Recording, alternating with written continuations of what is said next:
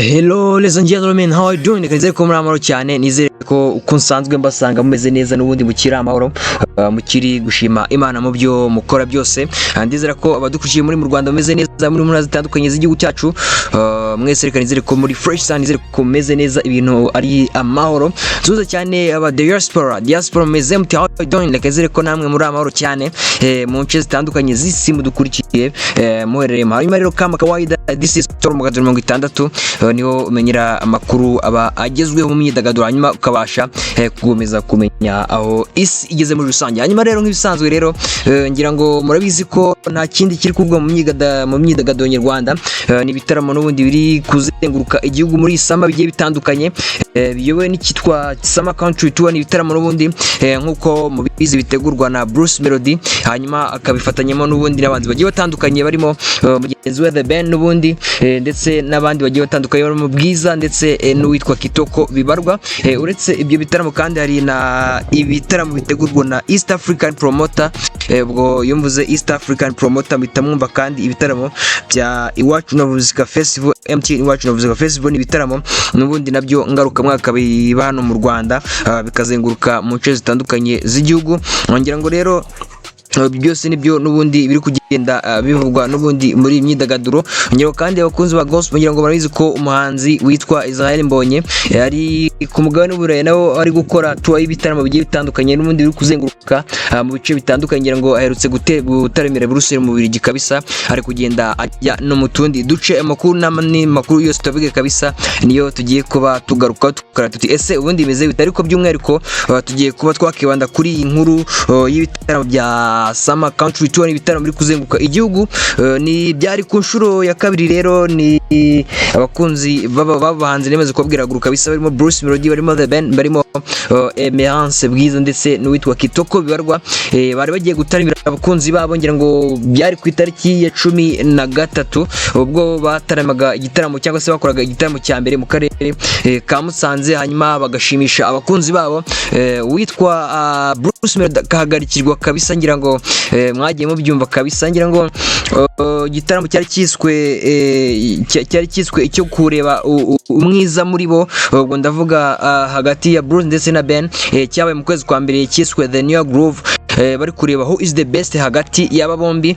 Cyasize witwa Bruce Melody agaritse umuntu kabisa. Ngira ngo murabizi ko igitaramo n'ubundi cyateguwe n'uwitwa The Ben, hanyuma witwa n'ubundi The Ben agarikirwa mu gitaramo cye yiteguriye kabisa, yashuyemo amaboko n'imbaraga n'amafaranga, ibintu byose kabisa. Hanyuma muri ibi bitaramo bemeranyijwe ko n'ubundi bazafatanya, ubwo ndavuga Bruce na Ben, bitegurwa na Bruce, hanyuma amutumiramo, amwemera ko bazafatanya n'ubundi kuzengurana igihugu. Igitaramo cya mbere ngira ngo murabizi ko cyabereye mu karere ka Musanze. Ngira ngo ibyabaye n'ubundi kuri uyu muhanzi witwa Bruce, mwarabibonye kabisa, mwagiye mu bikurikira ibiganiro byacu byagiye bitambuka. Ngira ngo abakunzi be bo mu karere ka Musanze, ubwo ndavuga The Ben, bagaragaje cyangwa se The Ben yagaragarije abakunzi be n'ubundi ko nawe ashobora kugira gute, hari icyo ashobora gukora, cyangwa se ko nanone ari umuhanzi munini, hanyuma ashimisha abakunzi be kuruta n'ubundi uyu witwa Bruce Melody. Hanyuma rero nyuma yaho gato, ngira ngo murabizi ko bari bagiye kuba basinya amasezerano y'ubufatanye n'ikigo cy'itumanaho mu Rwanda, kimwe ni Airtel Rwanda. Hanyuma ngira ngo nibwo bongeye guhura n'umunyi w'iki gitaramo cya mbere, witwa Bruce Melody asa nkaho nawe yabyemeye cyangwa se yabyakiriye ko n'ubundi yagize gute, yagaritswe mu karere ka Musanze. Mu bwambo ye kabisa nagiye mbumvisha kabisa mu biganiro byagiye bitambuka, avuga ko n'ubundi like nyine yavuga ngo like ngo buriya The Ben i Musanze twagira ngo tureke ngo bahanze ngo umwe kutuzi, like nyine byashaka kugaragaza ko n'ubundi yagize gute, yemeye ko n'ubundi performance ye itagenze neza mu karere ka Nyagatare. Hanyuma mu magambo kabisa navuga y'ubwishongozi kabisa, witwa Ben nawe ahita amusubiza ati ibyabereye Musanze tugomba kubikura inshuro 7 mu gihe tuzatugeze gute, tugeze mu karere ka Nyagatare. Yes, hanyuma rero tudatinze ngira ngo n'ubundi hari hatahiwe abakunzi b'abahanzi bo mu karere ka Nyagatare by'umwihariko n'ubundi muri ntara y'Iburasirazuba. Hanyuma rero nk'uko byari biteganyijwe cyangwa se nk'uko n'ubundi byari byitezwe, igitaramo cyaje kuba kibera kuri stade n'ubundi yitwa Golgotha niyo mu karere ka Nyagatare, ngira ngo abantu mugenda muri ntara murabizi cyane. Hanyuma rero nk'ibisanzwe n'ubundi mwagiye mubibona mu bitaramo by'abahanzi bakomeye cyangwa se n'ubundi ibitaramo bindi bitandukanye bikomeye hano mu Rwanda biyoborwa n'aba MC barimo MC uyu yitwa Lucky, ni umunyamakuru kabisa wa RBA, akaba n'umushyushya rw'amase MC mwiza cyane kabisa muri iki gihugu, aho n'ubundi yafatanya na MC Bertrand ndetse bari bari kumwe na DJ RY. Hanyuma ni wari gusurutsa n'ubundi cyangwa se ni wari kuvanga imiziki n'ubundi muri iki gitaramo. Rero nk'uko mwari mwagiye mubibona kabisa mu binyamakuru bigiye bitandukanye cyangwa se nk'uko namwe mwagiye mubibona kabisa kuri social platforms zacu zitandukanye, umuhanzi witwa Bruce Melody niwe waraye mu karere ka Nyagatare ubwo yahageze ku munsi wo kuwa gatanu. Hanyuma bijyana no gukora soundcheck n'ubundi yakozwe muri iryo joro yo kuwa gatanu. Hanyuma kabisa arayerekanye ko ibintu bizi neza kabisa mu mashusho yanyujije cyangwa se mu mafoto yanyujije kuri Instagram ye kabisa, yerekana ko amajwi ndetse n'ibindi bintu byose biteguye neza cyane kabisa. Hanyuma abandi basigara biteze uwitwa The Ben. Hanyuma kandi ubwo ngubwo nabwo uwitwa Bwiza n'ubundi nawe uri gufatanya muri bitaramo ndetse n'uwitwa Kitoko bibarwa nabo bakoze soundcheck bukeye bwaho kabisa ku wa gatandatu. Hanyuma ndetse n'uwitwa The Ben nawe nibwo yayikoze, nabwo yagize gute, ni nabwo n'ubundi yagize mu karere ka Nyagatare ahita agira gute kubera ko no mu rugo arabanza anatembera n'ibiki, hanyuma aza kuba yagira gute yakora soundcheck. Hanyuma rero ngira ngo soundcheck imaze kurangira ubwo cyari gikurikiyeho no kujya kwitegura kw'abanzi kabisa. Ngira ngo n'ubundi nyuma y'amasaha nta gwari gupfa kongera kubona abahanzi kubera ko kiba gikurikiyeho no kugenda kuruhuka, kwitegura kabisa, gutegura ko stage iri bugende n'ibindi. Hanyuma ubwo kiba gikurikiyeho ni iki, ni abafana. Hanyuma ngira ngo abafana witwa The Ben nibo bageze no muri stade imbere, batangiye kugira gute, batangiye gushyushya kabisa umujyi, mu gihe ubwo n'aba Bruce Melody nabo bakiri hanze bari kugira gute, bari kuzenguruka umujyi wa Nyagatare kabisa bagenda bareba uko bimeze kabisa. Abana bafite confusion yuko umufana twakita nk'umufana mukuru, ngira ngo murabizi wa Bruce Melody ni Pirate. Hari amakuru yahwihishwe cyangwa se yavuzwe ko n'ubundi afungiye mu karere ka Musanze. Uyu nguyu nawe yarahaye kabisa, ngira ngo nk'uko muri kugenda bibona mu mashusho kabisa, witwa Pirate kabisa yarahabaye cyane, n'ubundi akomeje gufana na za mbaraga nyinshi ze n'abafana bandi bari kumwe n'ibindi kabisa, ubona ko kabisa bari bagize gute, bari bashyuhije umujyi. Hanyuma ubwo abafana ba The Ben bageze muri stade imbere, hanyuma batangiye gushyushya, byari hakiri kare kabisa cyane nko mu masaa 8 saa 9. Hanyuma ubwo haje gukurikiraho aba Ben nabo bagira gute binjira muri iyi stade, hanyuma nabo batangiye kujya gute, batangiye gushyushya. Hanyuma rero ngira ngo wenda nuko abantu bagize gute bahugijwe cyane na Bruce na Ben, ariko ngira ngo n'ubundi abarebye performance y'umuhanzi witwa Bwiza Emerance, n'umuhanzi wagaragaje potential kabisa muri kiriya gitaramo kubera ko yakoze stage idasanzwe, yakoze stage kabisa afite ababyinnyi barenga 10 kandi ngira ngo barabizi ko nawe her herself ni umuhanzi ufite ubushobozi bwo kujya gute, bwo kuririmba anabyina kuri stage kabisa, bishoborwa nawe cyangwa se bikorwa n'abacyana mu Rwanda. Nawe yagize stage nziza cyane kabisa mu ndirimbo ze zitandukanye kabisa abakunzi be bagiye bakunda, zirimo iyitwa Gake Gake, zirimo iyitwa Wibeshya, yarimbye kandi indirimbo nyinshi cyane kabisa zigiye zitandukanye, zirimo iyitwa Ndi Ready, yarimbye Exchange, aririmba Ahazaza ndetse aririmba Yiwe, Best Friend, ni Danger ndetse n'izindi zitandukanye kabisa. Aza kuba asubiriza n'ubundi ku ndirimbo yitwa Ogera yakoranye n'umuhanzi witwa Bruce Melody, ngo indirimbo ni indirimbo ikunzwe cyane kabisa. Hanyuma Bwiza n'umuhanzi wagaragaje performance kabisa itangaje cyane kabisa muri iki gitaramo. Okay, nyuma yuko uwitwa Bwiza Emerance avuye ku rubyiniro cyangwa se kuri stage, hakurikiyeho n'ubundi nk'ibisanzwe yitwa Kitoko bibarwa mu ndimbo ze mwakunze cyane zigiye zitandukanye, zirimo yitwa Rurabo, Agakecuru kanjye, Urukundo, Akabuto ndetse n'izindi kabisa, zirimo sibyo, zirimo yitwa Thank you Kagame ndetse n'izindi kabisa.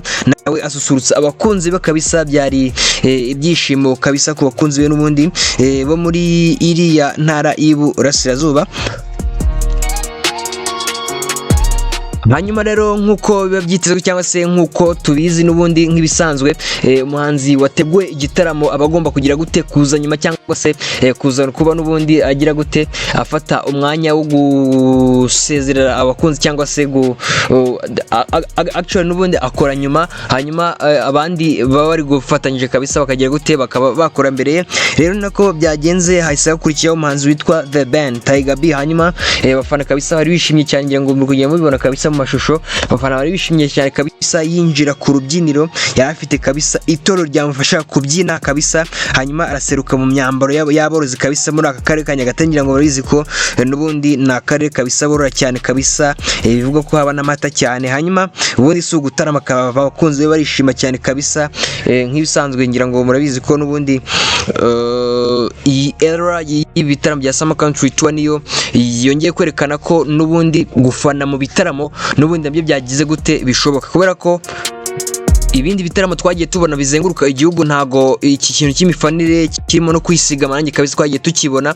Hanyuma hakiyongeraho kandi no kuba ari ibitaramo byishyuzwe kabisa. Ntekereza ko ibitaramo byinshi bizenguruka intara ntago bijye byishyuza kwinjira ari ubuntu, ngira ngo uretse icya MTN Wacu Music Festival nibyo niho bishyuza muri VIP gusa, ngira ngo kandi ahasaza rwose haba ari ubuntu, n'ibindi bitaramo byose bigenda mu ntara haba ari ubuntu.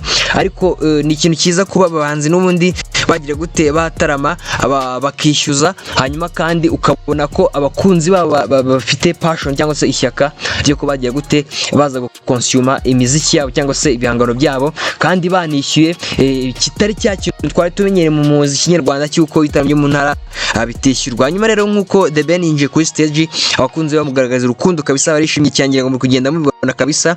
Hanyuma yaririmbye indirimbo zitandukanye nk'ibisanzwe, ngira ngo mu ndirimbo ze zitari nyinshi cyane kabisa ariko zasigaye mu mitwe yabo cyangwa se abantu benshi bakunda, zirimo wa yakoranye na Diamond Platnumz, zirimo iyitwa Power yakoranye na Mbosso, zirimo iyitwa Ni Forever, zirimo iyitwa Nareme, zirimo iyitwa Ndaje, zirimo iyitwa Roho Yanjye, zirimo iyitwa Binkorera, zirimo iyitwa zirimo iyitwa Lose Control, zirimo iyitwa Blind Love yaherutse gusohora album mu mwaka ushize, ubwo ndavuga mu mwaka wa 2025, ndetse na Thank You yasorejeho arimbe, zirimo Habibi, Aminla ndetse n'izindi kabisa ndu Kigali. Hanyuma kabisa abakunzi barushaho kwishima kabisa. Hanyuma nyuma yo kuva ku rubyiniro kabisa n'ubundi ngira ngo babyumva ko hari hatawe Bruce Melody.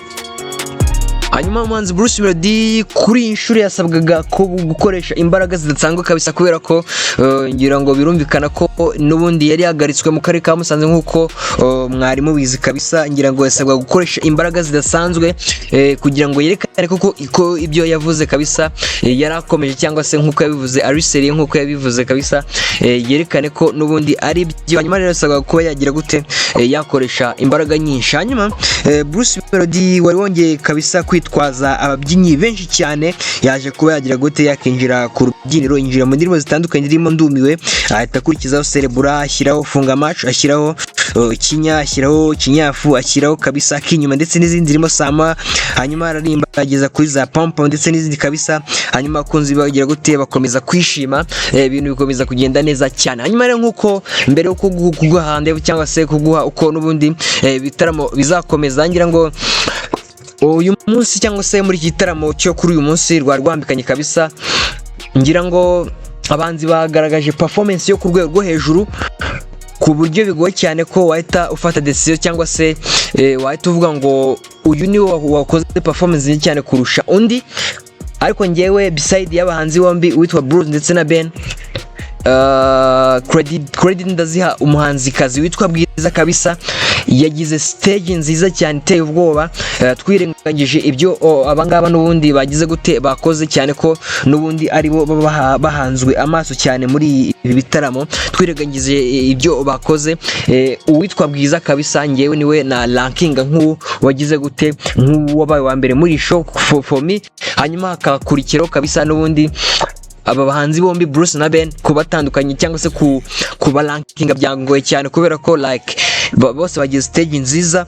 Hanyuma kandi ubwo hagakurikiraho Kitoko bibarwa. Hanyuma icyo navuga ni ikintu kuvuga ngo still tubijyanye muri football byaba ari kimwe cyangwa se babanganyije nk'ubusa ku busa, kubera ko bose bagize stage nziza. Ahubwo reka twitege ko bakinganya kimwe n'ubundi bagize gute ubwo tujyanye mu mipira tujyanye mu mipira kugira ngo abantu babashe kubyumva, hanyuma twizere ko ubutaha bazagiye gute bazasubiza kabisa ibintu bikagenda neza cyane kabisa. Hanyuma ngira ngo tugana ku musozo murizi ko hari n'ibindi bitaramo bya Iwacu na Muzika Festival cyangwa se MTN Iwacu na Muzika Festival biri kugenda bizenguruka kabisa igihugu cyacu cy'u Rwanda. Hanyuma abahanzi bagera ku 9 ngira ngo murizi ko n'ubundi baba ari 8 ariko ejo bundi ngira ngo nibwo umuhanzi witwa Kevin Kade yagiraga ikibazo ari i Burayi n'ubundi bikaza kuba binyekana ko n'ubundi atazizabira iki gitaramo, hanyuma akaza kuba asimbuzwa abahanzi bagera kuri 2 rero. Hanyuma abahanzi 9 barimo Marina Deborah, barimo Davis D, barimo Kivum King, barimo Chris Easy, barimo Amaron, barimo ndetse n'abandi batandukanye kabisa bagiye bataramira abakunzi babo n'ubundi bo muri ntara, barimo Kenny Soul, abandi barimo Platinum P, barimo Bushari, bagiye bataramira kabisa abakunzi babo bo muri iyi ntara kabisa. Ngira ngo kandi muri ya gahunda yo gutumira kuri stage abahanzi baba loko cyangwa se n'ubundi basanze aho ngaho hari umuhanzi akaba n'umunyamakuru RBA yitwa Polivara, nawe kabisa yarabaye cyane wataramiye. Hanyuma rero ibitaramo nabyo bigiye kuba bikomeza, hanyuma ubwo na biriya bya Summer Country Tour bizaba bikomeza kabisa ku itariki ya 27 ngira ngo bazaba bari mu karere ka Bugesera, hanyuma bizabe bisoza ku itariki ya 4 mu z'ukwezi kwa 7 mu karere ka Rubavu. Hanyuma rero nyimene nsoza ngani twa Shemba Swike zisito 60 niba utarakanda kuri subscribe kandi kugira ngo ujye ubasha kubona ibiganiro byiza nk'ibi. Hanyuma rero ndabakunda cyane, ciao.